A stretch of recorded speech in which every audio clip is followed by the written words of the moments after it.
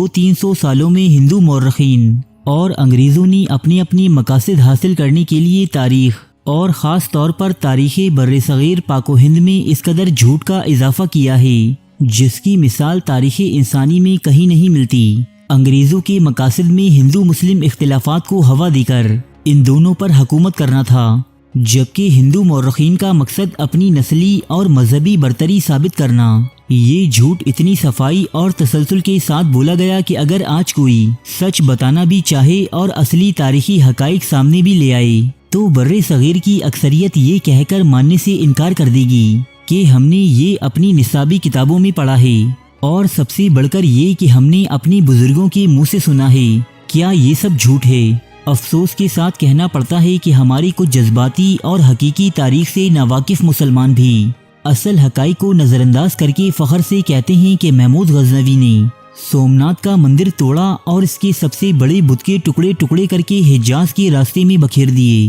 حقیقت میں یہ سفید جھوٹ مسلمانوں اور اسلام کو بدنام کرنے اور اسلام پر اعتراضات کے لیے گھڑا گیا۔ اس تاریخی جھوٹ اور بددیانتی کا آغاز سن 1842 میں اس وقت ہوا کہ جب برطانوی پارلیمنٹ کے ایک رکن لارڈ ایلن برو نے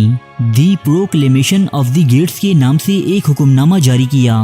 جس میں انگریز فوج کو یہ حکم دیا گیا کہ وہ کابل سے واپسی پر غزنی کے راستے سے ہوتی ہوئی آئیں اور وہاں پر موجود محمود غزنوی کے مزار سے سندل سے بنے وہ بیش قیمتی دروازے حاصل کریں جو سومناتھ کے حملے کے بعد لوٹ کر غزنی منتقل کر دی گئے تھے۔ اس حکم نامے کے مطابق سومناتھ کی تباہی ہندو قوم کی بہت بڑی توہین تھی اور وہ یہ دروازے واپس لا کر ہندوؤں کی عزت کو بحال کرنا چاہتی تھی۔ پھر مقامی فوج کے ساتھ غزنی پر حملہ کیا گیا اور جب یہ دروازے واپس لائے گئے تو اصل حقیقت سے پردہ اٹھا، کیونکہ ان دروازوں پر قرآنی آیات کندہ تھیں، لہٰذا اپنی جھوٹ کو چھپانے کے لیے انہیں آگرہ کے قلعے کے اسٹور روم میں رکھا گیا، جہاں یہ آج بھی موجود ہیں۔ اس تمام تر معاملے میں انگریزوں کو شدید ترین خفت کا سامنا کرنا پڑا اور اسی خفت کو مٹانے کے لیے مزید واقعات اور کہانیاں گھڑی گئیں۔ حقیقی سنسکرت تاریخ کا مطالعہ کرنے سے یہ پتہ چلتا ہے کہ محمود غزنوی کے زمانے میں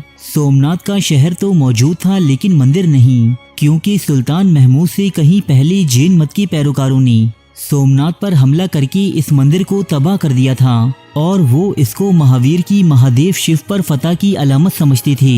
اس تاریخی سچائی کو کسی مسلمان مورخ نے نہیں بلکہ ہندو مورخ رومیلا تھاپڑ نے اپنی کتاب سومناتھ تاریخ کی بہت سی آوازوں میں تفصیل سے درج کیا ہے۔ موجودہ بھارت کے مورخین میں رومیلا تھاپڑ ایک بہت ہی محترم اور معتبر نام ہے۔ یہ جواہر لال یونیورسٹی میں پروفیسر ہیں۔ یہ قدیم ہندوستان کی تاریخ پر متعدد کتابیں تصنیف کر چکی ہیں جنہیں بین الاقوامی شہرت حاصل ہے۔ رومیلا تھاپڑ امریکہ، برطانیہ اور فرانس کی میاناز یونیورسٹیز میں بھی تدریس اور تحقیق کے فرائض انجام دے چکی ہیں۔ انہیں سن 2005 میں انڈین حکومت کی جانب سے پدما بھوشن ایوارڈ دینے کی کوشش کی گئی، لیکن انہوں نے یہ کہہ کر یہ ایوارڈ لینے سے انکار کر دیا کہ میں اپنے علمی کام پر سرکاری سرپرستی نہیں چاہتی۔ رومیلا تھاپڑ نے اپنی تحقیق میں جن ماخذات کا ذکر کیا ہے ان میں فارسی اور عربی میں لکھی گئی تواریخ، سومناتھ اور اس کے ارد گرد سے ملنے والے کتبات، جین مت کے ماننے والے بزرگوں کی لکھی ہوئی سوانح حیات اور 19ویں صدی میں برطانوی دور میں لکھی گئی تاریخی کتابیں شامل ہیں۔ حقیقی تاریخی روایات سے پتہ چلتا ہے کہ مندروں کو لوٹنا، توڑنا اور بتوں کو ساتھ لے جانا صدیوں سے ہندو راجاؤں کا دستور رہا ہے۔ مثال کے طور پر چولا اور چالوکیہ کے حکمران اپنی دھاک قائم کرنے کے لیے مندروں کو توڑتے اور تباہ کرتے تھے۔ 9ویں صدی کے ایک ہندو راجا نے سری لنکا کے تمام مندروں کے بت اٹھا کر شیو کے مندر میں رکھ دیے۔ اجنتا اور ایلورا کی بدھ عبادت گاہوں کو ختم کر دیا گیا اور ان میں شیو اور گنگا کی مورتیاں رکھ کر انہیں مندر بنا دیا گیا۔ ہندوستانی تاریخ ہو یا فارسی و یونانی تاریخ، ایک دیوتا کے ماننے والوں کی جانب سے دوسرے دیوتاؤں کی عبادت گاہوں کو منہدم کرنے کا سلسلہ ہزاروں سال سے رائج ہے۔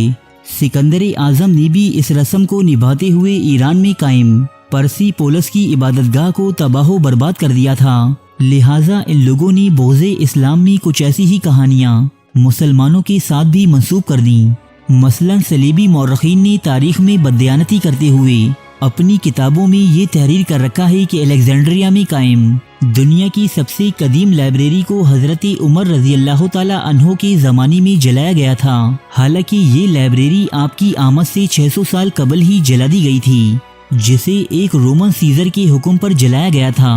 حضرت عمر رضی اللہ تعالیٰ عنہ اور مسلمانوں سے بغض رکھنے والے مورخین نے اس جھوٹ کو تاریخ کا حصہ بنا دیا۔ بالکل اسی طرح مسلمانان ہند سے بغض رکھنے والوں نے محمود غزنوی اور سومنات کے قصے کو کچھ ایسا رنگین و دل فریب لکھا کہ جھوٹ بھی سچ محسوس ہو۔ حیرت انگیز طور پر جین اور سنسکرت کے مورخین محمود غزنوی کی آمد اور لڑائی کو ایک چھوٹے سے واقعے کے طور پر لیتے ہیں، جبکہ اس واقعے کے کچھ عرصے بعد وہ بالکل خاموش ہو جاتے ہیں، جیسے یہ کوئی واقعہ ہی نہ تھا۔ جبکہ اس مندر کی آرائش اور اس کے ساتھ ساتھ ایک مسجد کی تعمیر کے بارے میں بھی تحریریں ملتی ہیں، کیونکہ سومنات کا شہر ہندو آبادی اور مسلمان تاجروں کا شہر تھا، جہاں کے ہندو راجا نے عرب کے تاجروں کو مسجد بنانے کے لیے زمین بھی دی تھی، اور ایک کتبے کے مطابق ایک اسماعیلی تاجر کا ذکر بھی ملتا ہے جو سومنات کے دفاع میں مارا گیا تھا۔ دراصل انگریز حکمرانوں نے اس حقیقت کا ادراک کر لیا تھا کہ ہندوستان میں حکومت کرنے کے لیے ہندو اور مسلمانوں میں نفاق ضروری ہے۔ یہ مقاصد محمود غزنوی کو ہندو دشمن اور بت شکن قرار دے کر حاصل کیے جا سکتے تھے، اور انگریزوں کو اپنی ان حربوں میں خاطر خواہ کامیابی بھی ملی۔ ہندو اور مسلمان یہ دونوں قومیں آج بھی سینکڑوں سال قبل سلگائی ہوئی آگ میں جل رہی ہیں۔ دوستو، یہ ویڈیو BBC کے ایک مضمون پر بنائی گئی ہے جو ان کی آفیشیل سائٹ پر اردو، ہندی اور انگریزی زبانوں میں موجود ہے۔ مزید تفصیلات کے لیے آپ یہ مضمون بھی ملاحظہ کر سکتے ہیں۔